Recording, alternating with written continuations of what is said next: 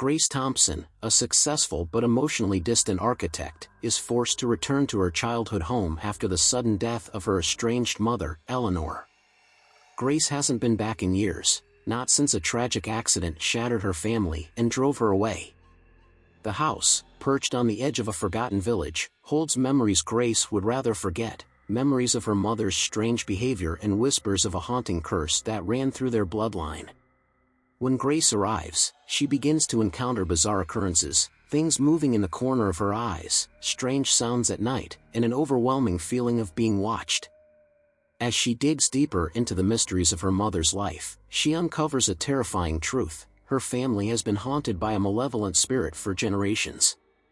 Grace must confront both the supernatural terror and the painful truths about her family in order to survive.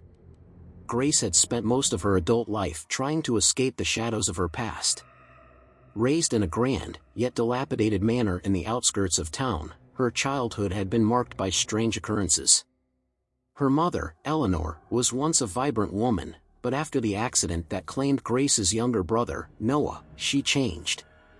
Eleanor became withdrawn, obsessed with old rituals, and haunted by visions of Noah calling her name. Grace had left at 18, moving to the city to become an architect. She avoided returning to the house, not even for holidays, and cut ties with her mother. Her father, who had died when Grace was young, never spoke much about the strange happenings in their home. It wasn't until her mother's death, under mysterious circumstances, that Grace was forced to return. As she approached the house, a chill ran down her spine. It stood in front of her like an old, forgotten memory, its windows dark, its once beautiful garden now overgrown and wild. The house looked as though it had been abandoned for years, though Grace knew it was still inhabited by the remnants of her mother's obsessions. Grace stepped inside, the air stale and cold. The house was just as she remembered it: dusty, creaky, and suffocating with history. Her mother's belongings were still here, untouched, as though she had just stepped out for a moment. Grace could feel the weight of the house pressing on her chest. "Mom?" Grace called, though she knew no answer would come. The silence was deafening. The first few nights in the house were uneventful, save for the constant feeling of being watched. Grace attributed the unease to her memories, but that changed on the third night. She woke to a soft, almost imperceptible whisper. At first, she thought it was just the wind or the house settling, but the whisper grew louder. "Grace. Grace." It was a voice she didn't recognize but somehow knew. Her heart pounded in her chest as she pulled herself out of bed, searching the dark hallways.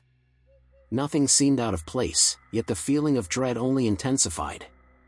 She reached the study, where her mother had spent countless hours, and was struck by an eerie sight. A book had fallen from the shelf, open to a page with strange symbols written in ink. As she bent down to pick it up, Grace noticed something strange. There, on the edge of the page, was a name: Noah. Her heart skipped a beat. She knew her brother's name had been written in many of her mother's journals, but this was different. This was a name that had been repeated over and over in her mother's last years, along with cryptic references to an ancient curse. When Grace turned the page, her breath caught in her throat. There was a sketch of the house, but in the corner, there was something dark, something twisted. A shadow, with eyes that seemed to follow her wherever she went. It was not just a drawing, it felt alive. Suddenly, the door slammed behind her. Grace spun around, but there was no one there. The house had become silent again, but the air felt thick with something malevolent. She tried to calm herself, dismissing it as nerves. But that night, the whispers didn't stop. The next day, Grace explored the attic, a place her mother had always warned her never to enter.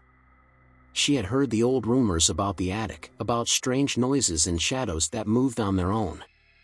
Yet now, with no one to stop her, Grace found herself climbing the narrow staircase, her pulse quickening with anticipation. Inside, the attic was filled with old furniture, trunks, and boxes. Among the clutter, Grace found a journal belonging to her mother, buried beneath a pile of dusty blankets. She opened it cautiously. The entries were frantic, filled with references to spirits, rituals, and a dark figure that had haunted their family for generations. Grace read a passage aloud. The curse runs through our blood. The shadows know us, and they will never let us go.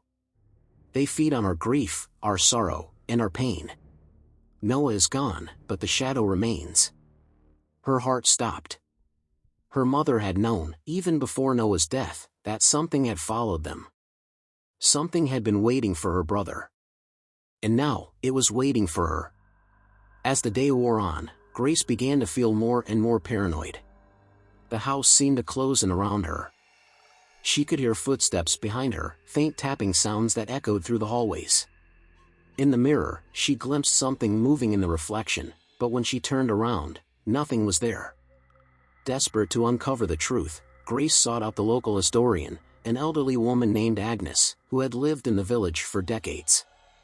Agnes revealed a chilling tale. The land the house was built on had once been the site of an old burial ground, a place where rituals had been performed to bind spirits and curses. The Thompson family had lived on the land for generations, and each had experienced their own descent into madness, driven by the shadows that haunted them. Agnes explained that Grace's mother had tried to break the curse before she died, but her efforts had failed. The spirit that tormented their family was not one that could be exorcised so easily. It was tied to the bloodline, to the house itself. And now, it was targeting Grace. On the night of the full moon, Grace's fear reached its peak. The whispers had grown louder, more insistent. She knew the spirit was getting closer. It wanted something from her, something she couldn't understand. As she walked through the house, Grace saw the shadow, a dark figure, tall and elongated, standing at the end of the hallway.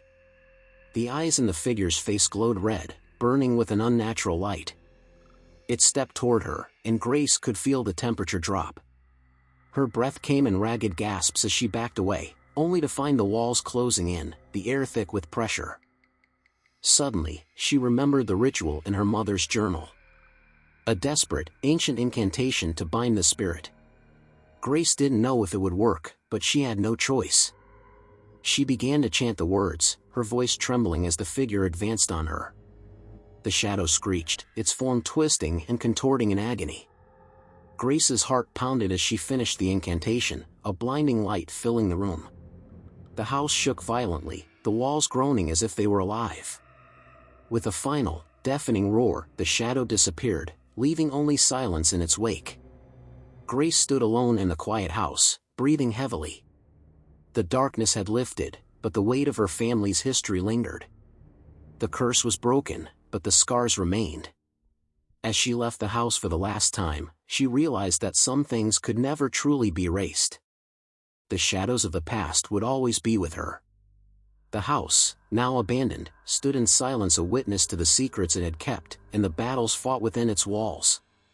And as Grace drove away, she knew one thing for certain: she would never return.